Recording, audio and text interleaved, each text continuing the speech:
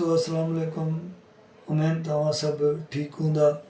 जीअं त तव्हांखे ख़बर आहे त असां पंहिंजे चैनल ते मुख़्तलिफ़ माण्हुनि जा इंटरव्यूज़ भी कंदा आहियूं, मुख़्तलिफ़ ॻाल्हियूं भी कंदा आहियूं, पर उहे सभु ॻाल्हियूं असांजूं इन करे हूंदियूं आहिनि त जीअं मुआशरे जे अंदरि जेके सुठियूं ॻाल्हियूं हुजनि उन्हनि खे असां हाईलाइट कयूं ऐं सुठनि माण्हुनि खे तव्हांजे आॾो पेश कयूं त जीअं उहे पंहिंजा तजुर्बा तव्हांजे आॾो शेयर कनि त उन्हनि तजुर्बनि मां असां सभु माण्हू कोई लाभ हासिलु करे सघूं।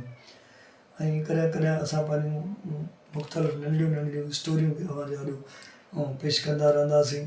ऐं इन ई सिलसिले में अॼु हिकिड़ी नंढी स्टोरी आहे जेका तव्हांजे आॾो मां पेश करे रहियो आहियां। उमेद त तव्हांखे ज़रूरु पसंदि ईंदी ऐं न रुॻो पसंदि ईंदी पर तव्हां ॿुधी ऐं असांजे चैनल खे सब्सक्राइब बि कंदव ऐं बेल आइकन जे बटण खे बि दॿाईंदा त जीअं असांजी हर वीडियो तव्हां ताईं आसानीअ सां पहुची सघे।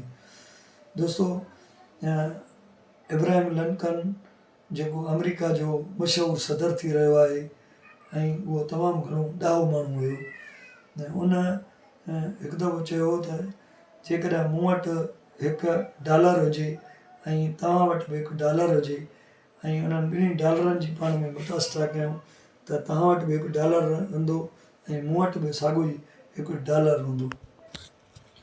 पर जेकॾहिं मूं वटि हिकु ख़्यालु यानी का ॼाण आहे ऐं तव्हां वटि बि हिकु ख़्यालु ऐं मुख़्तलिफ़ ॼाण आहे ऐं उहा असां पाण में मटा सटा कंदासीं त तव्हां वटि बि ॼाण ऐं नॉलेज में इज़ाफ़ो ईंदो, मुंहिंजी बि ॼाण ऐं नॉलेज में इज़ाफ़ो ईंदो।